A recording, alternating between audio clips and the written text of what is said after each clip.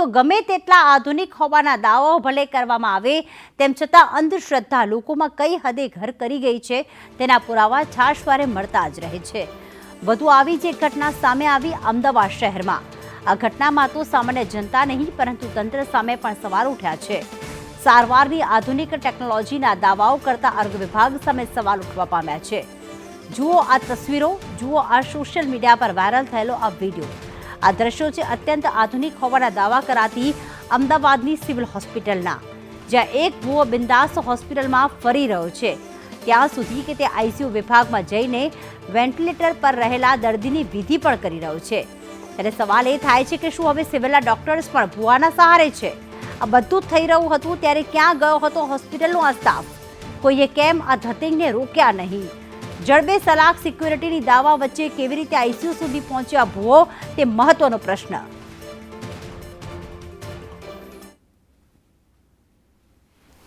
Civil hospital અત્યારે હાલ અમે પહોંચ્યા છે કે જ્યાંથી જે વિડીયો બનાવવામાં આવ્યો હતો તેનો જ આ વિડીયો અને અત્યારની જે હાલનો જે વિડીયો હોય તે પ્રકારના દ્રશ્ય અહીંયા સામે આવે છે। સીધા જે દ્રશ્ય હું અહીંયા બતાવવા માંગીશ કે જ્યાં જડબે સલાક બંદોબસ્તની જે વ્યવસ્થા કરવામાં આવતી હોય છે, જે સિક્યુરિટીની વાત કરવામાં આવતી હોય છે, જ્યાં પાસ વગર કોઈને એન્ટ્રી પણ નથી આપવામાં આવતી, અહીંયાથી પણ તમામ લોકો જે પસાર થાય। તમે અહીંયાથી ગયા ત્યારે તમારા જોડે પાસ માંગ્યો? અંદર એન્ટ્રી કેવી રીતે આપે છે દર્દીને મળવા માટે? ફાઇલ લઈને અને પરિવારને કોઈને આવવું હોય તો એમ સાથે આવે ને, પરિવાર સાથે આવે તો પાસ માંગે? એમને એમ જવા દે? ના જવા દે? અહીંયા જે જવા દેવાની જ્યારે વાત છે, જ્યારે પાસ અહીંયા બતાવવામાં આવે અને તે બાદ તેમને એન્ટ્રી આપવામાં આવે છે। અહીંયા સિક્યુરિટી પણ સારી એવી સુરક્ષા વ્યવસ્થા છે જે પણ રાખવામાં આવી છે। શું પ્લીઝ આ બાજુ આવતો રહો, અમને નહીં જવા દો? જ્યારે અહીંયા એક ભૂવો આવે છે, ભૂવો અંદર વિડીયો બનાવે છે, સોશિયલ મીડિયામાં એ વિડીયો વાયરલ થાય છે, સિક્યુરિટીની જ્યારે વાત હોય ત્યારે તમે અંદર એન્ટ્રી નથી અમને આપતા? ના ભાઈ અલાઉડ જ નથી, પરમિશન લઈ લો ને મેડમ, પરમિશન આપશો? એસો અમારા જ્યારે ભૂવો આવે છે, વિડીયો બનાવે છે ત્યારે કેમ નથી આપતા? કોઈ નથી, અલાઉડ જ નથી મેડમ, કોઈ અલાઉડ નથી। વિડીયો બતાવો, મીડિયાને તો અંદર મીડિયમ તો વિડીયો બતાવો, મીડિયા અલાઉડ નથી?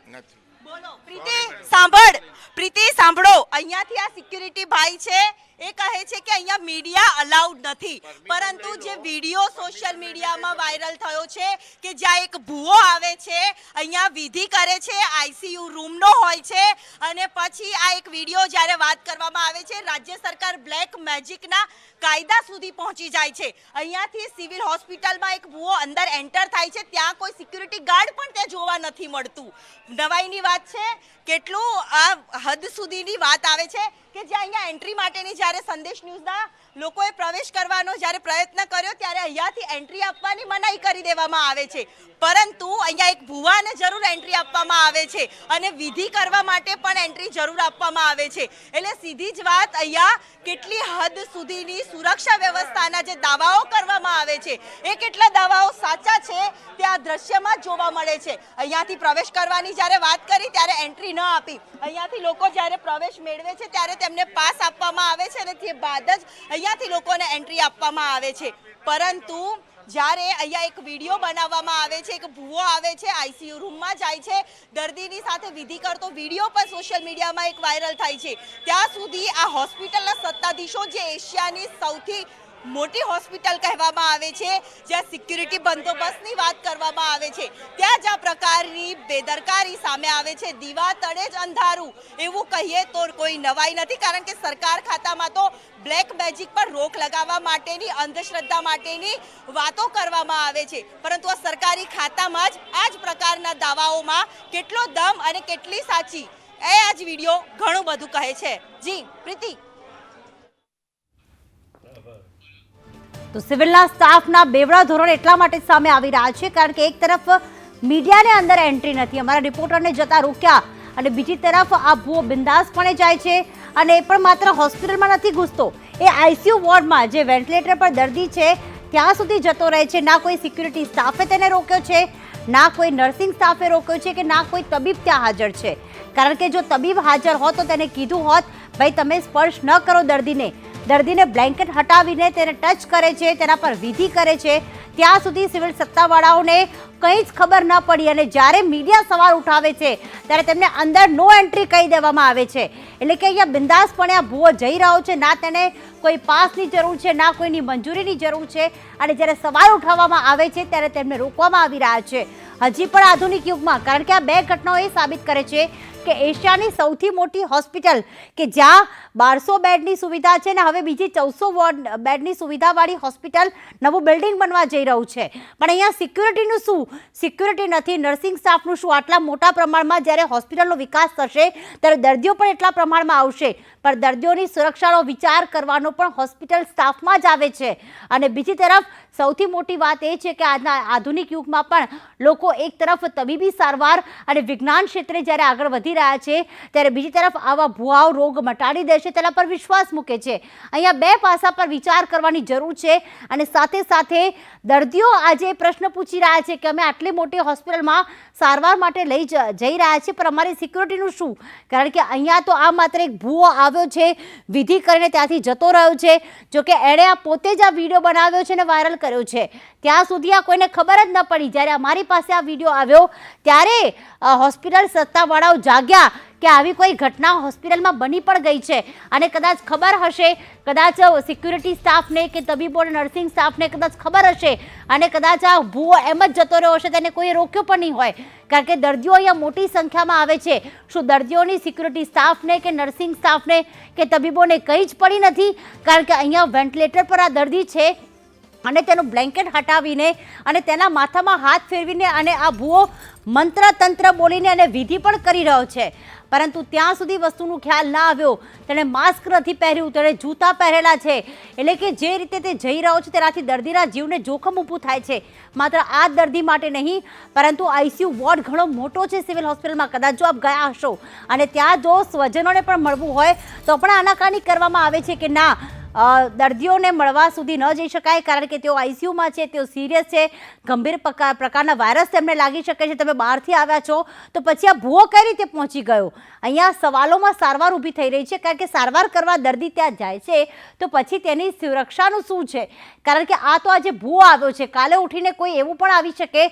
કારણ કે આ જ પ્રશ્ન કોંગ્રેસના પ્રવક્તા મનીષ દોશીએ પણ ઉઠાવ્યો હતો. આ જ પ્રશ્ન ઉઠાવ્યો હતો ડૉક્ટર વસંત પટેલે કે કોઈ આવીને હોસ્પિટલમાં કોઈની હત્યા કરીને જતું રહે તો પછી એનું શું? એટલો માટે એ છે કે સારવાર લેવા આવતા દર્દીઓની અહીંયા સુરક્ષાના નામે મીંડું છે. એક તરફ મોટી મોટી વાતો તો કરવામાં આવે છે કે એશિયાની સૌથી મોટી સિવિલ હોસ્પિટલ છે, દરેક પ્રકારની અહીંયા સારવાર ઉપલબ્ધ છે, પરંતુ સારવાર લેવા આવનાર દર્દીઓની સુરક્ષાનું અહીંયા શું છે? તું ખરેખર તે સાજો થઈને પાછો આવશે કે પછી આ રીતે જ કોઈ પણ વ્યક્તિ ત્યાં આવે છે ત્યારે સ્પર્શ કરીને જતો રહે છે, ત્યાં ભૂવા વિધિ કરે છે, કોઈ ડૉક્ટર ત્યાં હાજર નથી, અચાનક કોઈ અન્ય જે આઈસીયુમાં એડમિટ કોઈ દર્દીની તબિયત બગડે તો તે કોને બોલાવવા જાય? કારણ કે ના અહીંયા કોઈ અંદર સ્વજન હાજર હોય છે. જો આ ભૂવો ગયો છે એનો મતલબ એ છે કે આઈસીયુમાં ના કોઈ નર્સિંગ સ્ટાફ હતું, ના તબીબ તો કંઈ બેઠો હતો, ના કોઈ રેસિડેન્ટ ડૉક્ટર હાજર હતો. અચાનક દર્દીની તબિયત બગડે છે તો એ બોલાવવા કોને જશે? કારણ કે સ્વજનોને તો ખ્યાલ આવવાનો જ નથી તો આખરે આઈસીયુમાં શું ચાલી રહ્યું છે. અહીંયા કોઈ પણ પ્રકારનો સ્ટાફ છે જ નહીં અને લોકોને અંદર પાસ તેને જવા દેવાની પરવાનગી હોય તો આ ભૂવો આખરે ત્યાં ગયો કઈ રીતે? કારણ કે તેના હાથમાં ના તો દર્દીની ફાઇલ છે, ના તેના હાથમાં કોઈ પાસ છે અને તે જતો રહે છે, દર્દી પાસે જાય છે, વિધિ કરે છે. આ વિડીયો 2 થી 3 મિનિટનો છે. બાકી આઈસીયુમાં તમારે માત્ર દર્દીને જોવાના હોય છે, તેને સ્પર્શ કરવાનો હોતો નથી. પરંતુ આ ભૂવા જે છે તેને બેખોફ રીતે આ વિડીયો વાયરલ પણ અત્યારે થઈ રહ્યો છે અને આ દર્દીએ જે ભૂવો છે તેને પોતે જ વિડીયો બનાવ્યો હશે. કારણ કે આપ જોઈ રહ્યા છો કે આ હોસ્પિટલ અને તબીબોની મોટી બેદરકારી. ડૉક્ટર કમલેશ રાજગોર અમારી સાથે જોડાઈ ગયા છે કે જેઓ ભારતીય જનતા પાર્ટીના પ્રવક્તા છે. ડૉક્ટર કમલેશ, સ્વાગત છે આપનું સંદેશ ન્યૂઝમાં. ડૉક્ટર કમલેશ, ઘોર બેદરકારી કહી શકાય સિવિલ હોસ્પિટલની, આપની શું પ્રતિક્રિયા છે? જો ડોક્ટરોની બેદરકારી અને હોસ્પિટલની બેદરકારી તો પછી આવે છે. સૌથી પહેલા તો કોઈ પણ વ્યક્તિ, કોઈ પણ ભૂવો દર્દીના સગાની સંમતિ વગર તો અંદર નહીં ગયો હોય. દર્દીના સગા લઈ આવ્યા છે એને, દર્દીના સગાએ એને અંદર લઈ ગયા. શા માટે હોસ્પિટલની અંદર દવા ચાલતી હોય ત્યારે બીજા વ્યક્તિને લઈને એમના સગાઓએ એને મંજૂરી આપવી જોઈએ? આ સગાઓએ પણ એની એટલી બેદરકારી છે અને એનું કારણ એવું નથી કે સગાને આપણે કંઈક કમ્પ્લેન કરીએ, પરંતુ સમાજની અંદર જે શારીરિક અને માનસિક વિકૃતિઓની સાથે સાથે જે અંધશ્રદ્ધાઓ ઘૂસી ગઈ છે, એ અંધશ્રદ્ધાઓના કારણે આ લોકો ક્યાંક ને ક્યાંક ભોરવાતા હોય છે અને આવા ભુવાઓને ક્રિટિકલ કેરની અંદર પણ, આવી કન્ડિશનની અંદર પણ લઈ જતા હોય છે. બિલકુલ. ડોક્ટર કમલેશ, આ જ્યારે ભૂવો અંદર પ્રવેશ કરે છે, આપ મને કહેશો, આપ ડોક્ટર છો અને આઈસીયુ વોર્ડમાં જ્યારે દર્દી હાજર હોય ત્યારે ત્યાં એક નર્સિંગ સ્ટાફ પણ હોવો જરૂરી છે, તો શું આ વ્યક્તિને કોઈ રોક્યો નહીં, કારણ કે તેણે પગમાં જૂતા પણ પહેરેલા છે? તમારી વાત સાચી છે, તપાસનો વિષય છે અને તપાસ થશે. કેમ કોઈ નથી અથવા ક્યાંક છીડા હતા તો કેમ અંદર ગયા? શું એમને એક ઘણીવાર એવું હોય છે કે વ્યક્તિ મળવા જતો હોય છે આઈસીયુ ની અંદર, તો એવું કહેતો હોય છે કે અમારે અહીં મળીને અથવા એમને જોઈને આવતું રહેવું છે, એમ કરીને અંદર જતા હોય છે અને પછી અંદર આવી વિધિ કરતા હોય છે. એવું ઘણા કિસ્સા બીજા પણ આવ્યા છે. એટલે એ બધો તપાસનો વિષય છે. ચોક્કસ જવાબદાર લોકો સામે તપાસ થશે અને કામગીરી થશે, પરંતુ એઝ યુઝ્યુઅલ ભુવાને એમ મનથી તો નહીં થઈ ગયું હોય કે લાવો આ વ્યક્તિની જોડે હું જઉં અને જઈને પછી તરત ને તરત એમની આ વિધિ કરું. એટલે કોક તો લઈ ગયો હશે એમના સગાવાલા. એટલે સૌથી પહેલા જવાબદાર હોય તો સગાવાલા છે, પછી હોસ્પિટલનું તંત્ર અને હોસ્પિટલના ડોક્ટરો આવશે. ડોક્ટરને તો ખબર પણ નહીં હોય કે આ રીતે કરવાના હશે. આજના આધુનિક યુગમાં બે પ્રકારના લોકો છે, શિક્ષિત પણ છે, અશિક્ષિત પણ છે. સિવિલ હોસ્પિટલમાં આપણે જાણીએ છીએ કે માત્ર ગુજરાત નહીં, બીજા રાજ્યના પણ ગ્રામ્ય વિસ્તારના લોકો આવતા હોય છે કે જે અશિક્ષિત હોય છે અને જે હજી પણ આ ભુવા પર કે આવા દોરા ધાગા પર વિશ્વાસ કરતા હોય છે. આપ હોસ્પિટલ અને ડોક્ટરની બેદરકારી કેમ નથી સ્વીકારતા? કારણ કે આ ભુવા આવે છે, અન્ય વ્યક્તિ વિડીયો ઉતારી પણ રહ્યો છે. નહીં, એટલે જે વિડીયો ઉતારી રહ્યો હતો, ભુવા આવ્યો છે અને એ વસ્તુ કરી છે. કારણ કે આઈસીયુમાં એક સાથે બે સગા તો અલાઉડ નથી હોતા. આ બીજો જે વિડીયો ઉતારનાર હશે એ અન્ય કોઈ વ્યક્તિ જ હશે, તો વિડીયો કોઈ ઉતારે છે ત્યારે ડોક્ટરના સ્ટાફની નજર કેમ ના પડી? વાસ્તવિકતા ભુવાને ક્યાંથી ખબર પડી કે આ વ્યક્તિ બીમાર છે? એમના સગા તો લઈ ગયા હશે ને એમને કે આ વ્યક્તિ ઉપર આ વિધિ કરવાની છે. એટલે સગા પણ એટલા જવાબદાર છે જેટલા ડોક્ટરો અને હોસ્પિટલનો સ્ટાફ જવાબદાર છે એટલો.